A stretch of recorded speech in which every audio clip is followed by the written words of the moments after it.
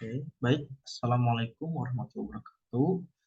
Kami dari kelas DSEA akan memaparkan hasil tugas teori bahasa dan automata. Yang dimana tugas ini membuat sebuah materi dan menerangkan materi tentang, baik di sini kami akan menjelaskan tentang finite. Oke, sebelum itu perkenalkan, kami beranggotakan 3 orang, yang dimana yang pertama ada saya sendiri. Saya bernama Fitur Badi Rahman dengan NIM 341201008. Silahkan kami memperkenalkan dirinya. Baik, perkenalkan nama saya Helmi Fauzan Wahyudi Putra dengan NIM 3411201013. Selanjutnya, Riyad. Baik, selanjutnya saya Riadwi Fadila dengan NIM 3411201016. Oke, baik, kita lanjutkan saja langsung ke pembahasan. Di mana kami ini akan membahas sebuah materi, salah satu materi dari teori bahasa dan automata yang bernama finite state. Oke, di sini sudah ada latar belakangnya, yang dimana finite state automata merupakan materi fundamental yang dipelajari pada jurusan ilmu komputer atau teknik informatika, khususnya pada mata kuliah teori bahasa dan automata. Dan juga finite state automata dapat didefinisikan sebagai model matematika sistem pun bisa sistem apapun bisa memiliki jumlah state kondisional terbatas. Oke, di sini sudah ada tertera bahwa finite state itu merupakan fundamental atau basic untuk mempelajari sebuah teori bahasa dan automata, yang dimana fundamental itu sebagai model matematika untuk sistem ataupun bisa memiliki jumlah state kondisional yang terbatas. Oke, finite itu artinya terbatas. Oke, selanjutnya ada pengertian finite state automata. Oke, di sini finite state automata atau finite state mesin adalah mesin abstrak yang memiliki 5 elemen ataupun tuple. Kelima elemen tersebut meliputi input, output, himpunan state, relasi state, dan relasi output. Dan juga finite state automata berupa sistem model matematika dengan masukan dan keluaran diskrit yang dapat mengenali bahasa paling sederhana, yaitu bahasa reguler, dan dapat diimplementasikan secara nyata. Oke, di sini secara gamblang dipaparkan yaitu finite state adalah mesin yang dimana mesin abstrak.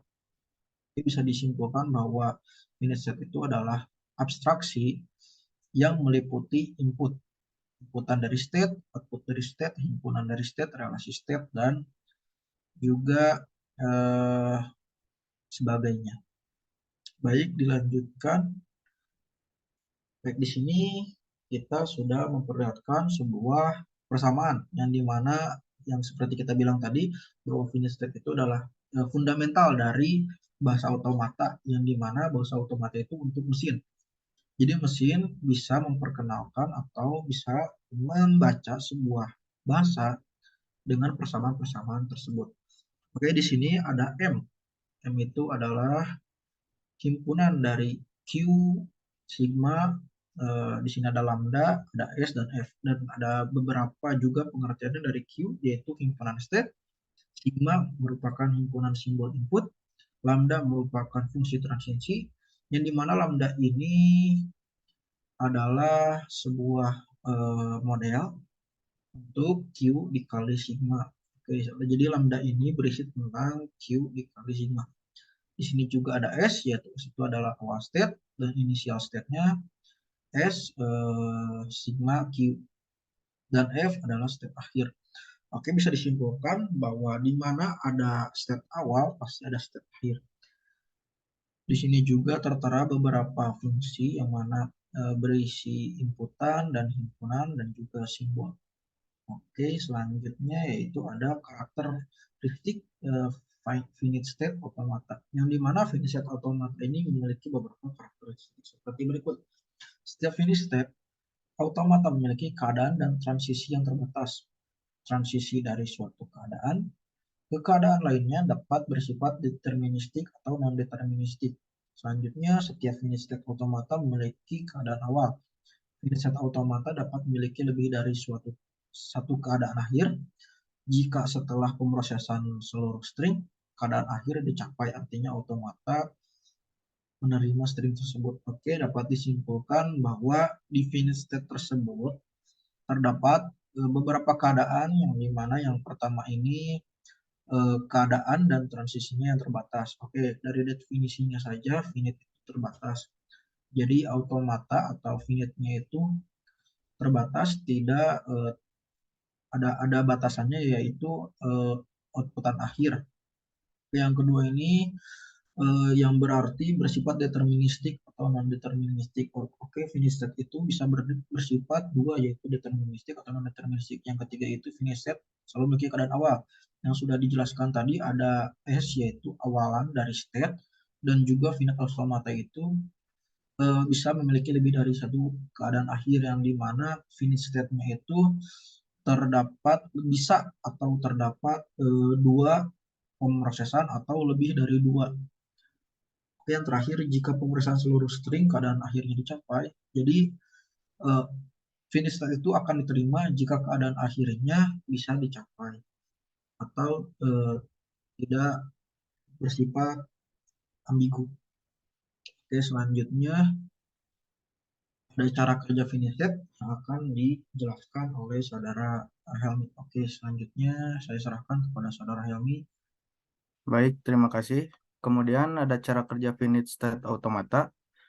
Finite state automata bekerja dengan cara mesin membaca memori masukan berupa tab, yaitu satu karakter tiap saat dari kiri ke kanan menggunakan head baca yang dikendalikan oleh kotak kendali state berhingga, di mana pada mesin terdapat sejumlah state berhingga. Finite automata selalu dalam kondisi yang disebut state awal atau initial state. Pada saat finite automata mulai membaca tab, perubahan state terjadi pada mesin ketika sebuah karakter berikutnya dibaca. Ketika head telah sampai pada akhir tab dan kondisi yang ditemui adalah state akhir, maka string yang terdapat pada tab dikatakan diterima oleh finite automata.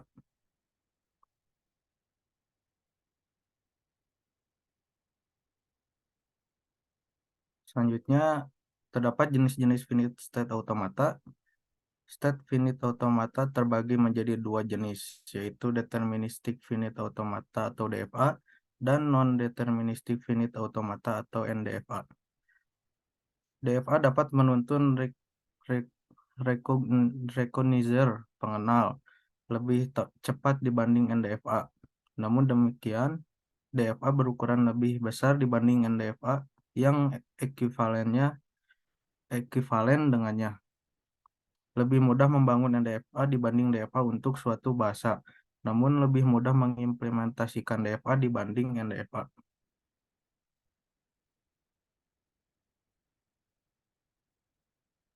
Selanjutnya, ada deterministic finite automata atau DFA. Dalam deterministic finite automata, untuk karakter input tertentu, mesin hanya dapat menuju satu state dan fungsi transisi dipakai pada setiap state untuk setiap simbol input. Selain itu, pada DFA, perpindahan state null atau epsilon tidak diperbolehkan. Artinya, DFA tidak dapat mengubah state tanpa karakter input sama sekali. Yang selanjutnya akan dilanjutkan oleh Riyad. Baik, terima kasih Helmi. Selanjutnya di sini saya akan menjelaskan tentang tuple dari DFA atau deterministic finite automata. Dan tupelnya terdiri dari 5 tuple, yaitu Q, sigma, Q, F, dan delta. Di mana Q ini adalah himpunan semua state, lalu sigma adalah himpunan simbol input atau simbol yang digunakan oleh mesin untuk mengambil nilai dari input. Lalu Q yaitu initial state atau keadaan awal dari mesin. Selanjutnya ada F yaitu himpunan state akhir, dan delta adalah fungsi transisi yang didefinisikan dengan delta adalah Q kali sigma yang dimasukkan ke dalam Q, di mana sebagai contoh berikut adalah 0 adalah DFA sigma sama dengan 0 dan 1 yang menerima semua string yang akan diakhiri dengan 0 seperti pada gambar. Selanjutnya NFA atau non deterministic finite automata. Nah, NDFA ini hampir sama dengan DFA, namun yang membedakan adalah pada beberapa hal seperti berikut, yaitu diperbolehkan terjadi perpindahan null atau or, yang berarti NFA dapat berpindah ke state berikutnya tanpa membaca simbol input. NFA dapat mengirimkan beberapa state untuk input tertentu.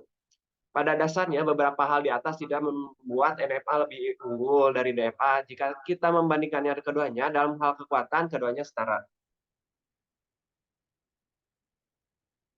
Selanjutnya yang terakhir adalah non-deterministic finite automata yang menjelaskan di sini akan menjelaskan tuh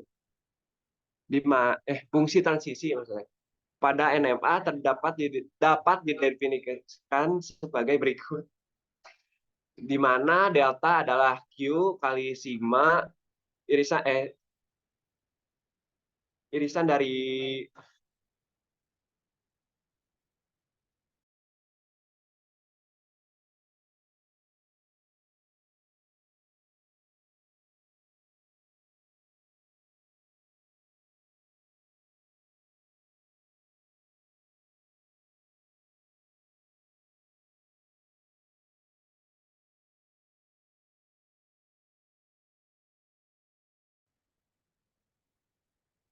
lalu selanjutnya adalah non-deterministic finite automata atau NFA, di mana di sini akan dijelaskan tentang fungsi transisinya. Nah, dapat didefinisikan sebagai berikut, di mana delta adalah Q dikali X dikali sigma irisan epsilon dimasukkan kepada 2 akar Q.